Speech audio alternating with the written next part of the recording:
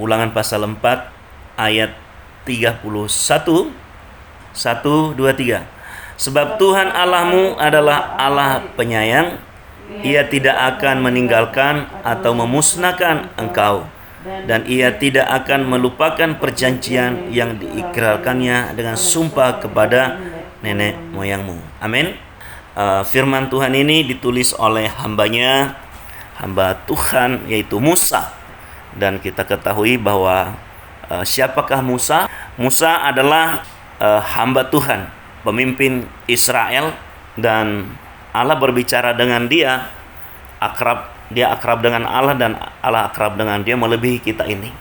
Kalau kita mendengarkan firman Tuhan, dari firman Tuhan yang tertulis, yang diilhamkan oleh Roh Kudus, ya, artinya tidak secara langsung, ya.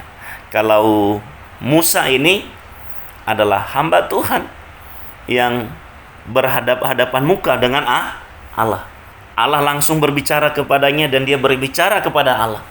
Dia pernah 40 hari 40 malam bersama dengan Allah di Gunung Sinai. Dia seorang yang dipenuhi oleh Roh Tuhan. Kekuatan dan kuasa daripada Allah ada padanya. Dan pada pagi hari ini itulah dia mengingatkan kita. Dia berkata, sebab Tuhan Allahmu, Adonai Yahweh, Bapa itu sendiri, ya, adalah Allah yang penyayang. Allah yang penyayang. Allah sangat mengasihi.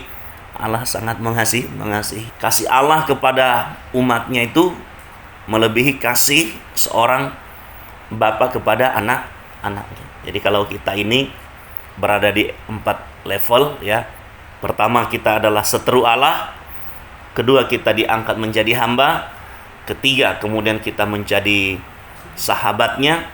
Yang keempat, kemudian kita menjadi anak-anaknya. Nah, kemudian ada yang lebih daripada itu. Kita adalah biji mata Tuhan, sesuai dengan Zakaria pasalnya yang kedua ayat yang ke-8. Barang siapa yang mencamah umat Tuhan sama dengan mencamah biji mata Tuhan. Amin. Jadi kita harus sadar itu, kita ini biji mata Tuhan. Nah, tapi kita harus sadar bahwa Allah itu adalah Allah yang cemburu. Allah yang cemburu. Ya, jangan kita menajiskan diri kita, dengan dosa, sama dengan kita menajiskan biji mata Tuhan. Ya, jadi Allah pun, Tuhan kita adalah Tuhan Allah yang tegas, yang tidak mau dipermain-mainkan. Kita boleh menikmati segala berkat Tuhan, kita boleh memiliki segala kekuatan dan kuasa daripada Allah. Kita boleh menikmati segala berkat Tuhan. Kita boleh dipenuhi oleh Roh Tuhan, oleh Roh Kudus. Tuhan pun tidak memberi dirinya dipermain-mainkan. Ya, dikatakan di sana, sebab Tuhan Allahmu adalah Allah penyayang. Ia tidak akan meninggalkan atau memusnahkan engkau. Jadi dua hal itu, Ia tidak akan meninggalkan. Ya, di dalam banyak ayat firman Tuhan diulang. Tidak meninggalkan sebagai yatim piatu, tidak meninggalkan, tidak membiarkan, ya. Jadi tidak akan meninggalkan.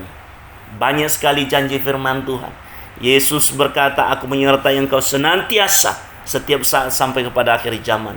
Bahkan Roh Kudus ada bersama dengan kita, ada di dalam kita, ada bersama dengan kita. Bahkan kita menyatu dengan Yesus. Kita menyatu dengan Bapa. Itu bukti dia tidak meninggalkan, tidak membiarkan kita. Kita harus percaya firman Tuhan. Jadi jangan ada ketakutan di dalam diri kita. Ya, jangan ada kecemasan di dalam diri kita. Mari kita berkata bersama-sama. Dalam nama Tuhan Yesus Kristus, segala ketakutan, segala kecemasan, intimidasi setan, intimidasi iblis, demi nama Tuhan Yesus Kristus, aku patahkan, aku hancurkan.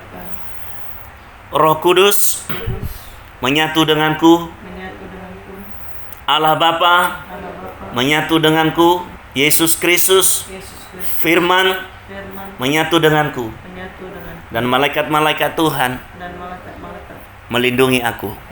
Saudara, dikatakan ia tidak akan meninggalkan atau memusnahkan engkau. Dia tidak akan memusnahkan kita, ya, orang-orang percaya. Dan ia tidak akan melupakan perjanjian yang diikrarkannya dengan sumpah kepada nenek moyangmu. Jadi Allah kita, Allah yang disembah oleh Musa, ya, Allah yang disembah oleh Musa itu juga Allah yang kita sembah.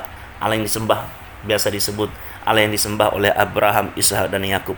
Tapi pagi ini Tuhan berbicara kepada kita lewat Musa di dalam Ulangan 4 ayat 31 ini. Dari pengalaman Musa, ya, seumur hidupnya, kita tahu Musa dihanyutkan di sungai Nil, tapi Tuhan tetap melindungi dia seumur hidupnya. Dia mengingatkan kita, bukan hanya mengingatkan kita dari pengalamannya, dan dia dipimpin oleh Roh Kudus ketika mengatakan ini.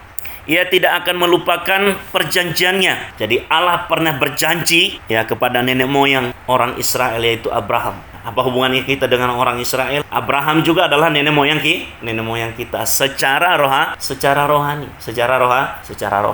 Ingat Lazarus itu tidak disebut dia dari suku mana, tapi dia memiliki iman yang dimiliki oleh Abraham, sehingga ketika tubuhnya mati, rohnya diangkat ke sorga dan dia berada di dalam pangkuan Abraham. Dia berada di dalam asuhan Abraham. Jadi kita ini juga adalah keturunan Abraham, anak-anaknya Abraham. Abraham itu nenek moyang kita, dan Allah pernah berikrar dengan sumpah, ya, dengan sumpah kepada Abraham. Jadi ini suatu perjanjian yang luar biasa. Kita baca sekali lagi Ulangan 4 ini ayat 31, ya.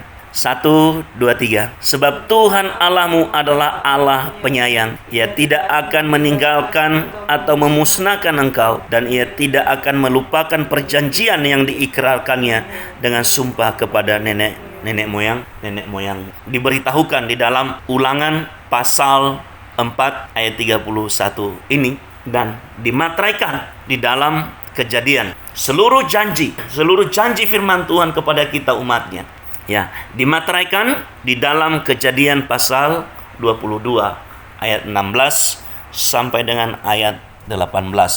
Mari kita melihat Kejadian pasal 22 ayatnya yang ke-16 sampai dengan ayatnya yang ke-18. Demikian firman Tuhan. Sama-sama, 1, 2, 3. Katanya, aku bersumpah demi diriku sendiri. Demikianlah firman Tuhan.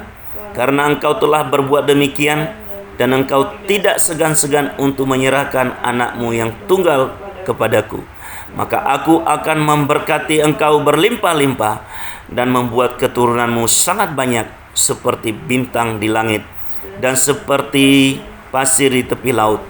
Dan keturunanmu akan menduduki kota-kota musuhnya. Oleh keturunanmu lah semua bangsa di bumi akan mendapat berkat, karena engkau mendengarkan firmanku. Saudara yang dikasihi oleh Tuhan kita Yesus Kristus, pembacaan kita barusan tadi itu, Ulangan pasal 4 ayat 31 itu mengingatkan kita terhadap seluruh janji firman Tuhan. Dan seluruh janji firman Tuhan itu dimateraikan oleh Kejadian pasal yang ke-22 ayat 16 sampai dengan ayat 18 itu, dan digenapi oleh kelahiran, kematian, dan kebangkitan anaknya Yesus Kristus. Oleh sebab itu tidak ada alasan untuk kita ini ragu-ragu terhadap janji Tuhan. Tidak ada alasan untuk kita bimbang, ya, terhadap janji firman Tuhan. Tidak ada alasan untuk kita mendua hati di dalam mengikut Tuhan, dalam segala keadaan, dalam segala goncangan, dalam segala tantangan, dalam segala ancaman, malapetaka, sakit, penyakit, dan penderitaan. Tuhan hanya mau kepada kita, mari kita satu, menjaga kekudusan, bersekutu dengan akrab dengan Tuhan. Kemudian kita melakukan apa yang merupakan kehendak Tuhan. Kehendak Tuhan yang terkandung di dalam firman Tuhan. Dan untuk kita mengimani firman Tuhan, tidak bimbang-bimbang, tidak mendua hati. Kita lakukan saja. Dan firman Tuhan berkata di dalam kitab Roma, orang yang percaya kepada Tuhan tidak dipermalukan. Ada amin? Kiranya melalui firman Tuhan untuk kita pada pagi hari ini, baik kita berempat di sini maupun Vikas yang ada di Jogja dan jemaat-jemaat yang tidak bersama dengan kita pada pagi hari ini, oleh karena keadaan ini, situasi yang terjadi, firman Tuhan ini bisa menjadi berkat. Nanti Tuhan memberkati firman Tuhan ini bahkan kepada semua yang mendengarkannya. Tuhan Yesus memberkati.